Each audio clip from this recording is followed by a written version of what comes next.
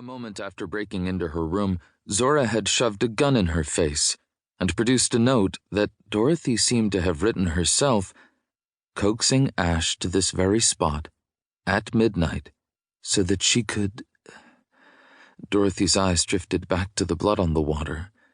So that she could what? She wondered. Stab him? Kill him? Dorothy felt the horror of it hit her like a punch.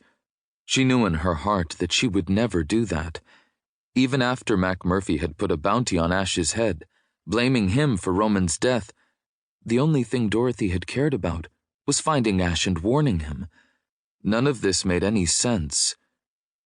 Was it possible for a man to survive after losing so much blood?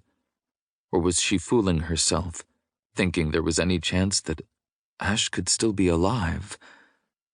The jet ski's engine suddenly roared to life, breaking the stillness of the night. Zora brought them up to the side of Ash's boat, and Dorothy's heart lifted. Maybe they could work together after all. Maybe... Do I have to tell you what I'll do to you if you try to run? Zora asked, her voice a low growl. Dorothy's heart fell once more. You do not, she said, and gathering the damp edges of her cloak in her fists, she climbed from the jet ski to the small rocking boat. She heard a click behind her, and knew without turning that Zora had a gun aimed at her head.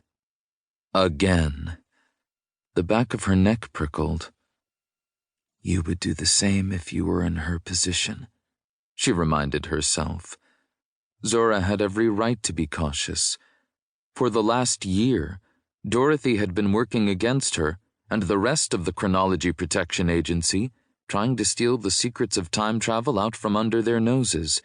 It made sense that Zora didn't trust her, but it still hurt like hell. Dorothy swallowed, shifting her attention back to the boat. Her throat was dry, and she could hardly hear anything over the steady beat of her heart at her temples. The boat rocked gently in the waves, and Dorothy softened her knees and leaned forward slightly to keep from losing her balance. It was an automatic reflex, picked up after spending the last year in this watery city. There was a spray of blood over the worn wood, a black scuff that could have come from a boot. It looked exactly as someone would expect it to look after two people had a brief confrontation, and one of them had been stabbed and thrown overboard. Dorothy wasn't a detective, but even she had to admit that this was all rather damning.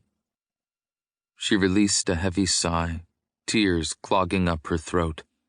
The note in her hands felt suddenly hot, like it could burn straight through her skin, and there was a part of her that wanted to throw it into the water and watch it sink, ink bleeding until it looked like nothing at all.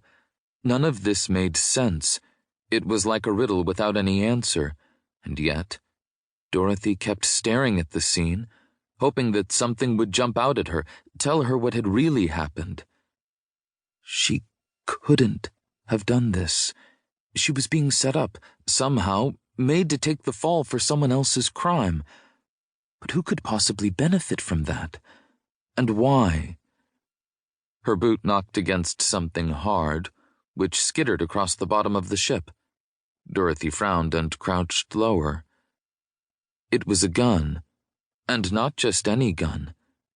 Ash's gun, the Navy-issued snub-nosed S&W revolver he'd brought into the future with him from his original timeline, 1946. Dorothy had known him only to be without it when Roman had stolen it from him. She picked the gun up, her throat constricting. Glancing over her shoulder, she saw that Zora was staring at it, her lips slightly parted. Emotion flashed across her face, pain, confusion, fear, gone a moment later. That, Zora said in a croak of a voice, and Dorothy knew they were both thinking the same thing. Ash wouldn't have left his gun behind voluntarily. A light appeared in the darkness, a small circle bobbing over the waves. A headlight, Dorothy thought, frowning, or else a spotlight attached.